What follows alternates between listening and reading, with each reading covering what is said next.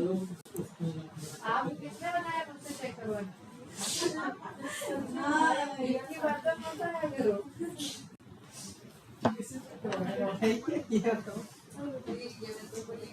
यार डरा गए हो तुम लोग यार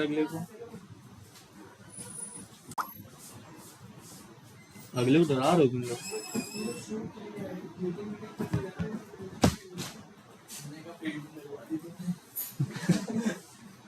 पहली दूसरी पीढ़ी करवा दी और चढ़ाई सीधा जल्दी भैया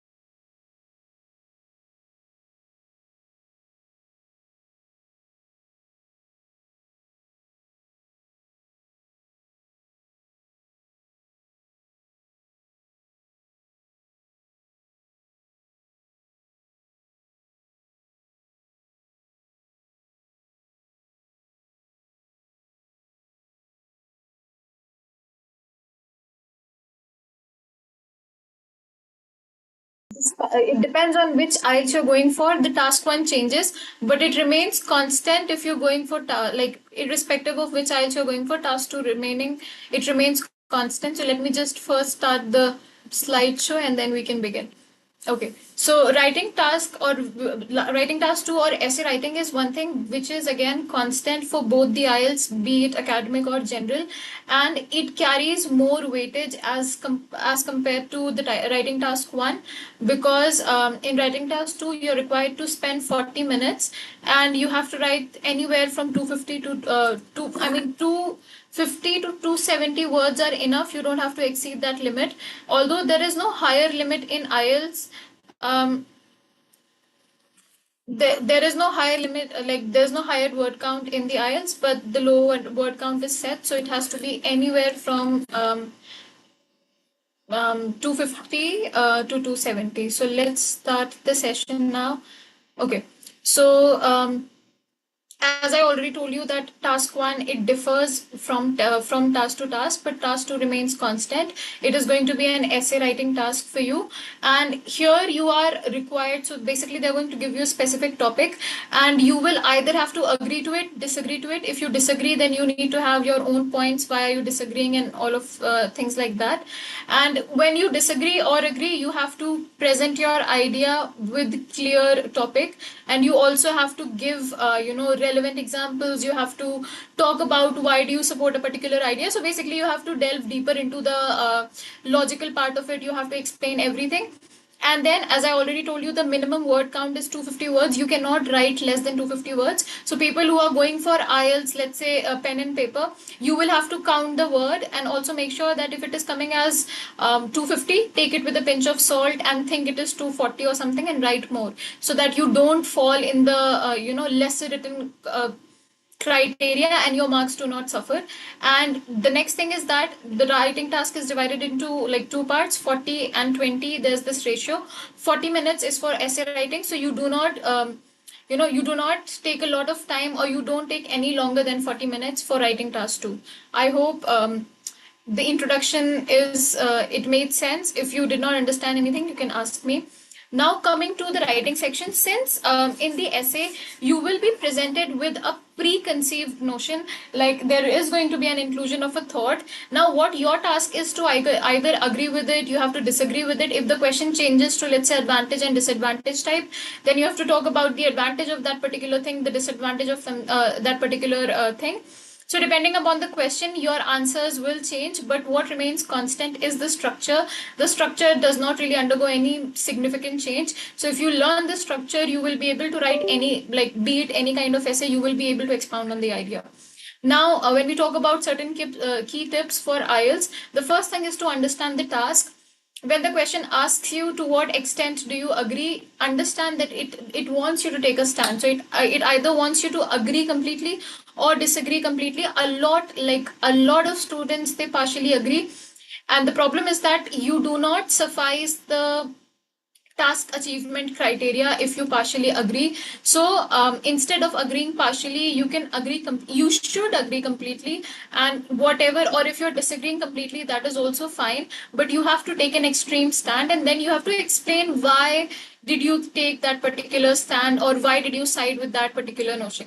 The next is plan your essay, because planning is very important, because you know exactly, then you know exactly what you're writing. You would also know, what are you going to include in the examples. You would know everything. So that is the reason why planning is essential. And if you go ham without planning, you will be bombarded with a lot of ideas. And the problem is that when you have a lot of ideas and you have a lot of time as well, you can like put your thoughts together, but you have to write the essay in 40 minutes, so a lot of ideas would not be a good thing. So just take 5 minutes out, plan the essay, that in the body paragraph 1, this is going to be my central topic. In body paragraph 2, this is going to be my central topic, and then the conclusion. So it's very important for you to plan the essay. Next comes the body and conclusion. So every essay, as I told you before also, every essay follows a structure, and the structure is, you don't really have to use a lot of thought in the structure. It's basically introduction, body paragraphs, and conclusion. But this structure remains constant, so you cannot change the style of the structure. And also, it is very important for you to give an to provide a conclusion at the very end, because conclusion is a reiteration of whatever your essay contains. So make sure there's no new point in the conclusion, and also you're not including any factual data, you're not including any senses, you're not stating facts, because the idea behind not including facts is that how were you able to pull up those facts in 40 minutes. So steer clear from giving any factual data. Instead, you can just say it has been observed, or it is seen, or something like that. But just don't say that like, do not cite any report, do not cite any major newspaper article or anything. Just don't do that. The next is use relevant example. With each paragraph, you need to include an example. It can be an observation as well, you're free to do that, but make sure that you do include at least an observation or an example in both the paragraphs. Now comes the language and vocabulary. While it is really nice if you use phrases, but you are not supposed to use any idiomatic language in the essay. Also, the language has to be very formal, so you should not be including any informal language. You cannot use any shorthand language. You cannot use any slangs, of course. So the language has to be very formal. It needs to follow a structure. The next one is check for errors. As I told you before, the moment you are done with the essay, you need a minute or two to check whatever you've written. It actually makes sense. There's no significant error. There is nothing wrong with what you've written. So for that, you definitely need to proofread, and you will be able to proofread when you have time in hand. So that is the reason why taking out 1 or 2 minutes is essential, so that you basically plan out whatever you've written or check whatever you've written. The next one is check for errors. It's as important. I think I've explained on this one. The last one is practice regularly. It is important to practice regularly because there are majorly 5 to 6 kinds of essays, out of which you can expect any one, but you need to be familiar with the structure of each kind so that any kind of essay comes, you know what to write in them. Now there's this very commonly asked question that should I spend my time on planning?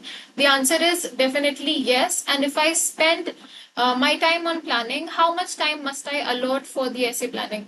So to answer both the questions, yes, it is imperative that you plan the essay prior to you start writing it, because then I told you that the structure of the thoughts, it comes more easily. You can include all the connectors that you're going to use. You can talk about, you can write it down. What are your main points going to be like? What are the examples? And how much time must be allotted for essay planning? You just need 5 minutes, not more than 5 minutes, because again, you just need a structure for the essay, and then once you have the structure in hand, you can start writing it.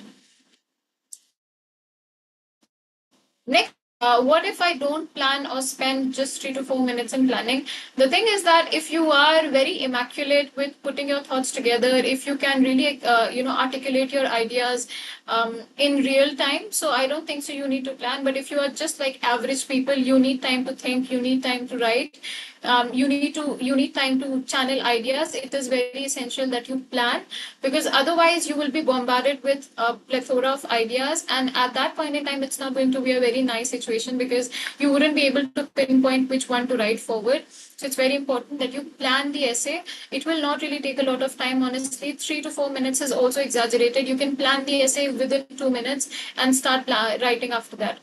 And what if I spend too much time on planning? Well, that really never happens that you spend too much time, because remember, at max you need to have 2 ideas. You just need 2 body paragraphs. But if you spend too much time, regardless, it goes without saying that you will not be able to complete the essay writing in the stipulated time. So time management is very important, as it's not only restricted to the writing part. Time management is generally important, because everything is time bounded in the IELTS. Now, coming to the planning strategy, well, it's quite simple. You need to first identify what you are expected to write. What kind of essay is it? Do I need to take a stand? Do I need to answer it in a very general manner? So you have to first identify the essay type, and also you have to identify what are you expected to do. Some essays will require you to just take a stand, a firm stand, so you don't have to write about anything about the stand that you did not take for. So if you agree, you don't have to write anything about disagreement. If it is advantage and disadvantage type, yes, you will have to write about both the advantage and disadvantage of a particular idea. If it is causes and effect type, then you will have to write about the causes of an issue, and then how does that have an impact or an effect on the other people. So basically, depending upon the question, you need to format your answers accordingly. The next one is brainstorming for main ideas. Of course, every question will have a central question, like central topic, central issue that you need to put forward, and then you need to put more examples to make your stance stronger. So yes, you need time to brainstorm the idea. What is going to be my main points one? What is going to be my main point two? What am I going to include as an example? All of that needs time. So just 3 to 4 minutes would be enough. Then plan your supporting points. Once you have decided that this is going to be my central problem, these are the examples that I'm going to back my answers with. And the next is think of organization, connectors, and vocabulary. It is imperative that you follow a formal structure. It is imperative that you follow formal language, setting, and tone. And it is also very important that you use connectors throughout your essay, because you have to begin it with a connector. When you are adding more information, you need to add one more connector. When you are coming to an end, you need to write it like you have to justify it with a connector. So connectors and IELTS, they are like again buddies. You will need to include all of that when you're writing the essay.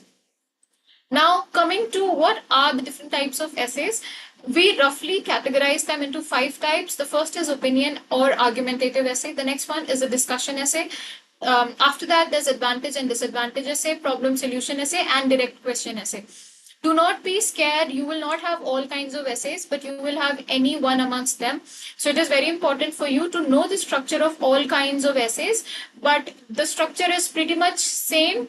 So it will not really change anything. It's just the way you write, the style, the ideas, they start to differ. The structure remains constant. When we talk about an opinion-based essay, in an opinion-based essay where you have to take a stand, this kind of essay will require you to this kind of essay will actually require you to take a firm stand. And then after that, what you need to do is, once you've taken a stand, you need to explain on the idea. You need to you need to have more examples and all of that. So after that, what you need to do is, once you have taken a stand, you need to develop more ideas in support of that stance, and you need to have 2 reasons for each, like one for one paragraph, the other for the second paragraph, and then you need to conclude your essay with an example. One thing that you need to remember over here is that you need to take a firm stand. So you can either agree or you disagree. That's completely your choice. But you will not agree and disagree both at the same time. The next is, so if they don't ask you directly, they might ask you using these vocabularies like, do you agree, do you disagree, to what extent do you agree or disagree, and what is your opinion on this.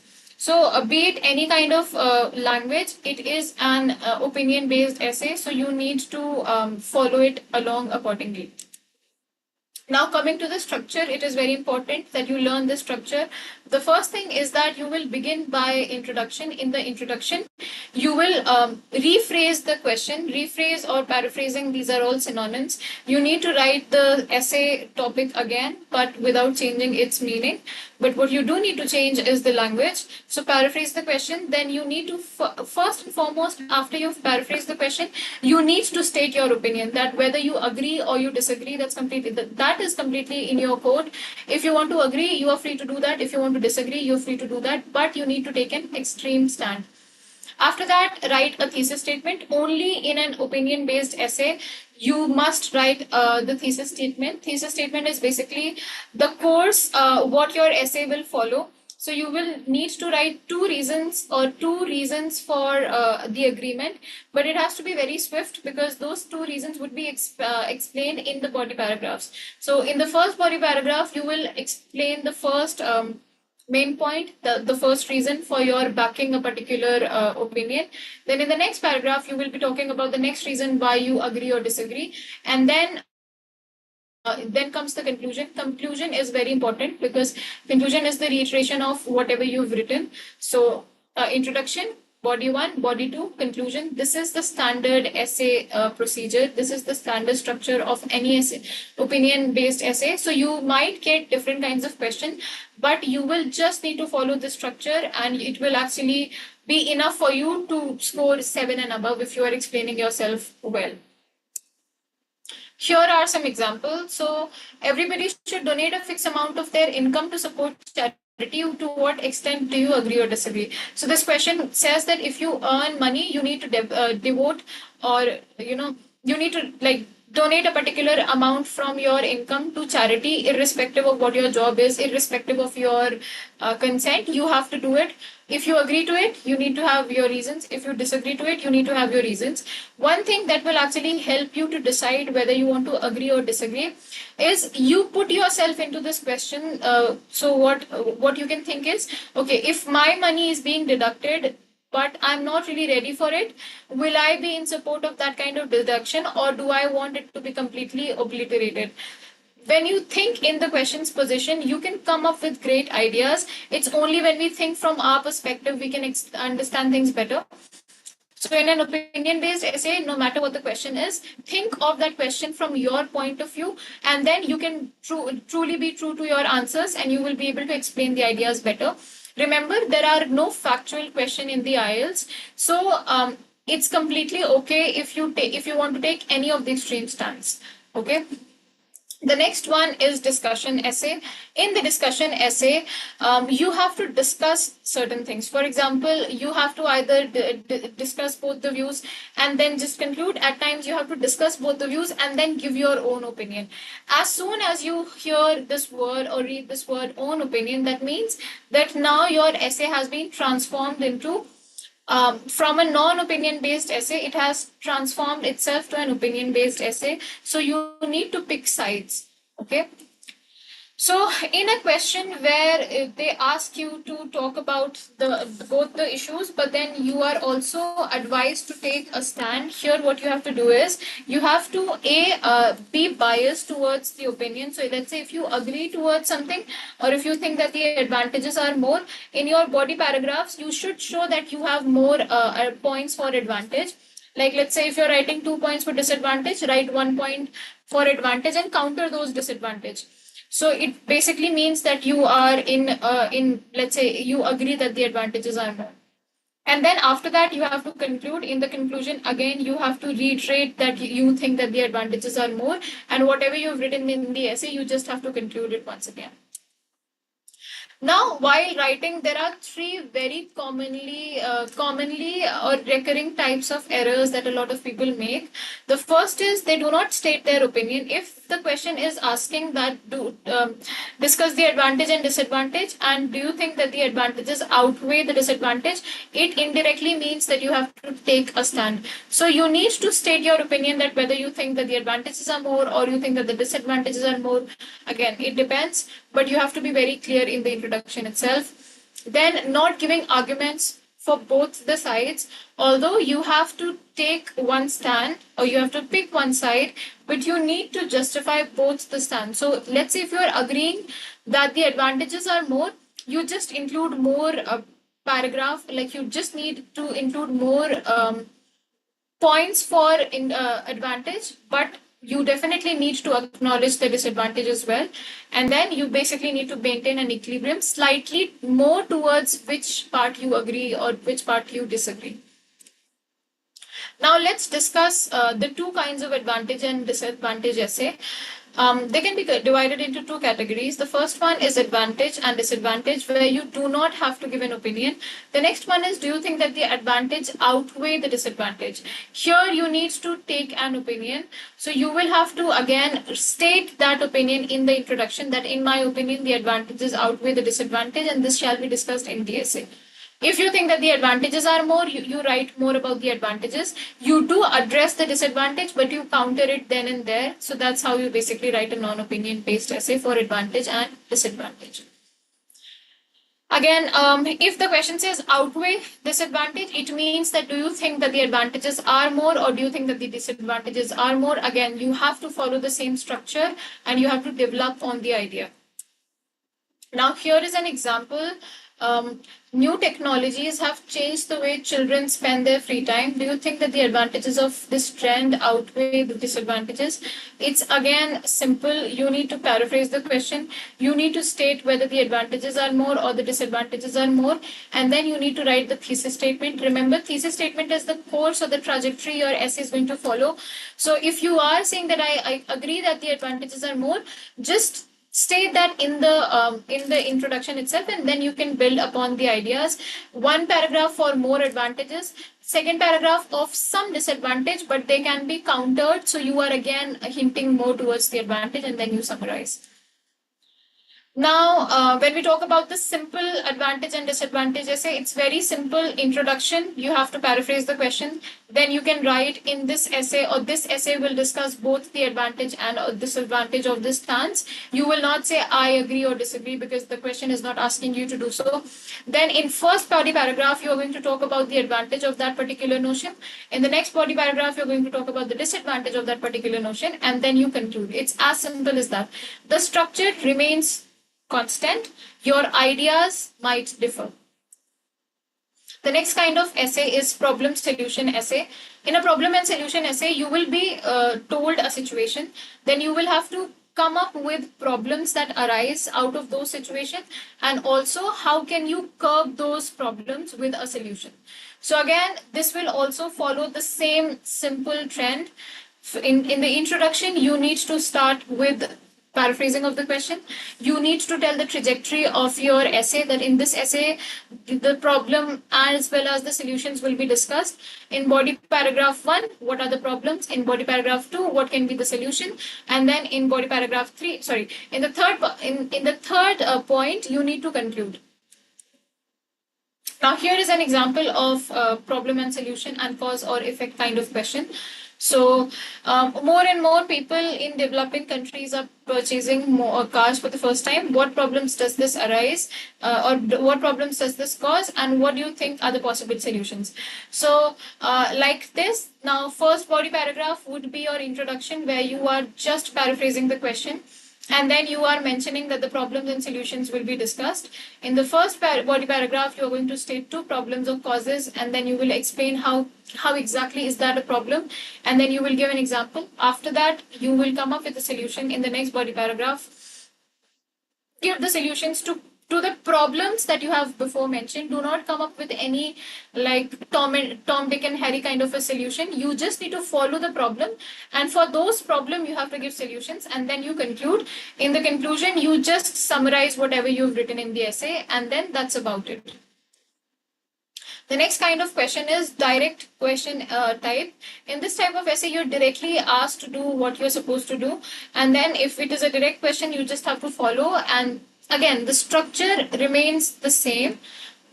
In the introduction, paraphrase the question. In the body 1, the first pointer you have to write about. In the body paragraph 2, you have to write about the second pointer, and then you conclude. Now, talking about some commonly made errors. The first error that a lot of test takers make is that they do not give the answers properly. So they do not respond to the questions properly.